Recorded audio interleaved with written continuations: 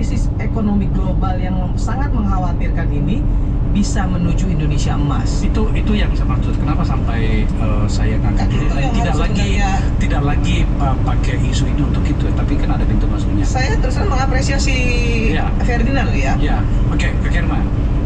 Saya tetap di sini tadi.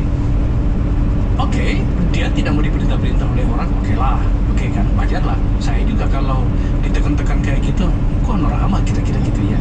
Tapi kan realitasnya ini sudah membuat banyak pihak tidak nyaman nih. Dibuka saja. Sorry.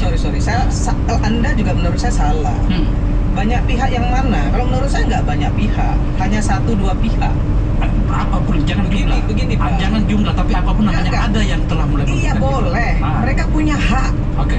Nggak boleh juga kita bilang mereka nggak boleh. Mereka punya hak untuk melakukan itu, gitu. Saya nggak pernah mengatakan bahwa mereka nggak punya. Boleh dong mereka mempertanyakan itu. Kemudian mereka melakukan demonstrasi dan sebagainya, itu hak warga negara. Itu diatur oleh undang-undang. Tetapi yang ingin saya sampaikan hari ini, ketika Akbar tadi bicara soal bagaimana negeri ini ya ke depan, kenapa harus bicara yang remeh-temeh seperti ini masih terus-terusan dilakukan gitu kan, maka saya ingin mengatakan hari ini ya seperti yang Akbar bilang tadi, kalau asli kenapa, kalau palsu pun mau jadi apa kan gitu. Makanya saya mencoba menggiring pembicaraan kita ini kepada sesuatu yang kemudian kita bisa ambil saripatinya. Saya masih sama Kak Irman nih.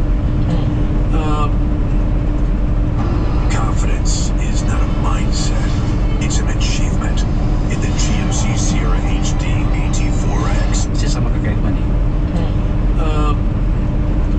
Seperti pada bagian sebelumnya tadi saya katakan, ini tampaknya adalah gambaran penyikapan alam bawah sadar sebagian kelompok masyarakat kita, berapapun jumlahnya, bahwa mereka marah sama Pak Jokowi pada periode pemerintahannya, dan kemudian dia melihat ini ada pintu yang mampu mereka suarakan,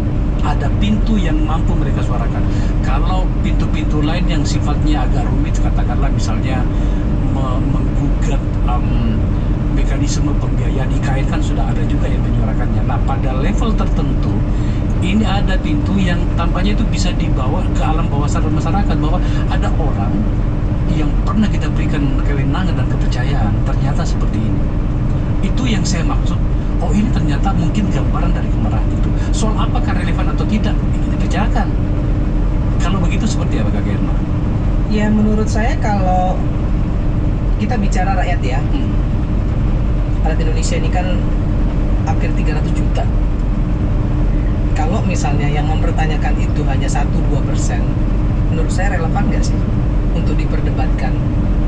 Sementara yang lain percaya bahwa ijazah itu asli, misalnya seperti itu. Nah, kan, untuk apa juga kita bicara itu? Tapi saya juga ingin mengatakan bahwa masyarakat punya hak. Yang sekarang ini demo, yang sekarang ini menuntut juga silakan saja. Toh mereka juga punya hak. Pak Jokowi juga punya hak jawab. Saya pernah tanya begini Pak, terus terang saya pernah kira-kira 2 bulan lalu lah ya, saya ketemu sama Pak Jokowi. Karena saya mampir ke Solo, ketika itu saya lagi ada acara di Solo. Saya pengen lihat, karena ada orang yang mengatakan bahwa seolah-olah yang datang ke sana itu kan seperti didramatisir, ya, seolah-olah di apa namanya, ada penggiringan gitu ya, di setting gitu. Saya pengen lihat Bang. Saya diam-diam pertamanya datang, saya lihat. Ternyata enggak. Memang saya ngobrol